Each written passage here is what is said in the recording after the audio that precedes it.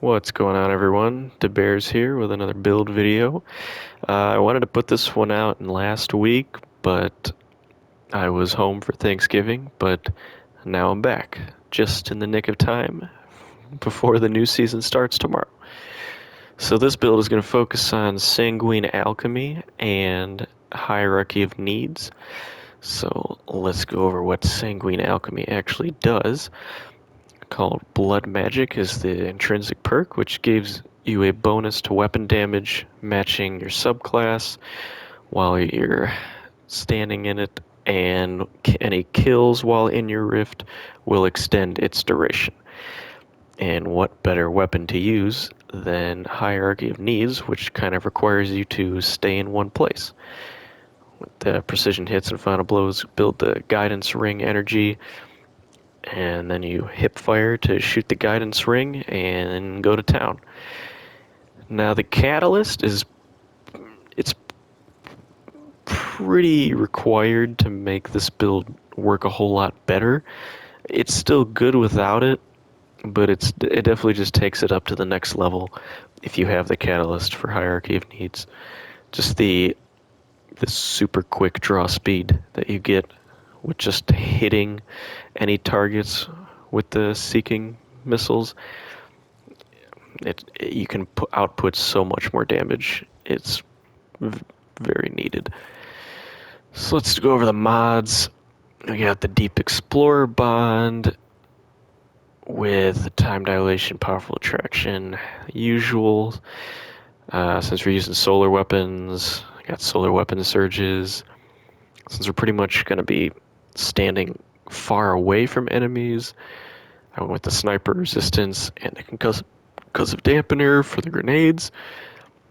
I have these two on simply to make more class ability energy with our melee and grenade, just so we can keep the rifts going, even though they should be coming back pretty fast.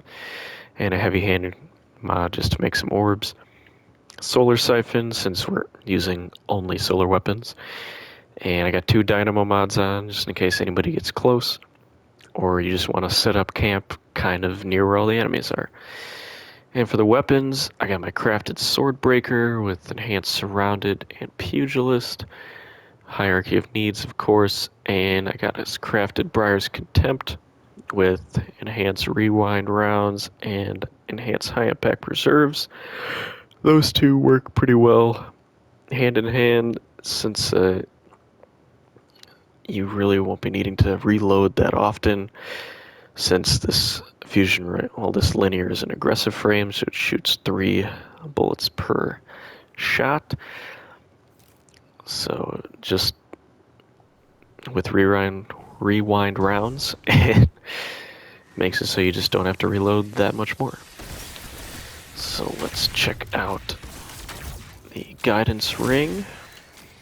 I'm here at this dungeon simply because enemies just continue to spawn. Oh, that's an actual engram. That's funny. Enemies will continue to spawn. So here we are.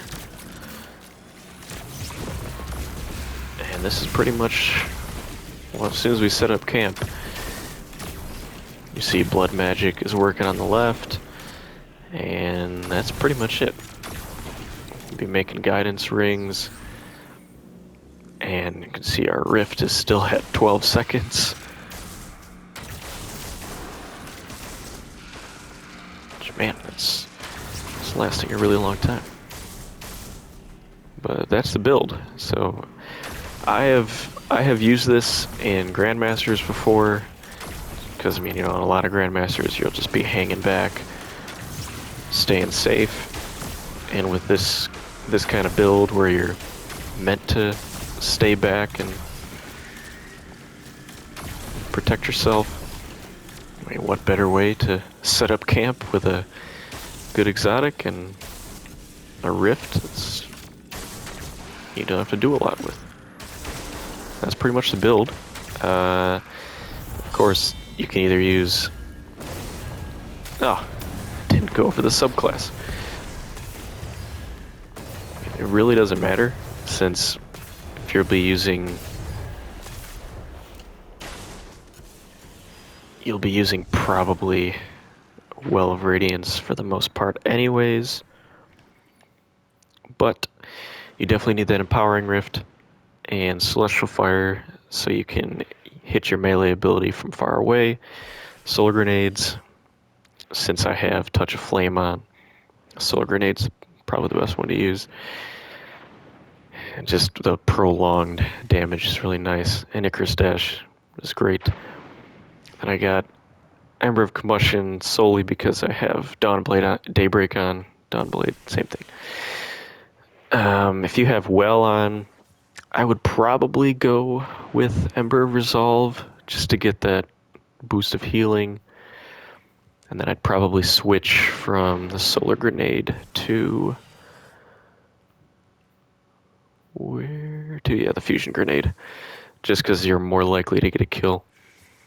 But other than that, Ember of Searing... Oh, there I go.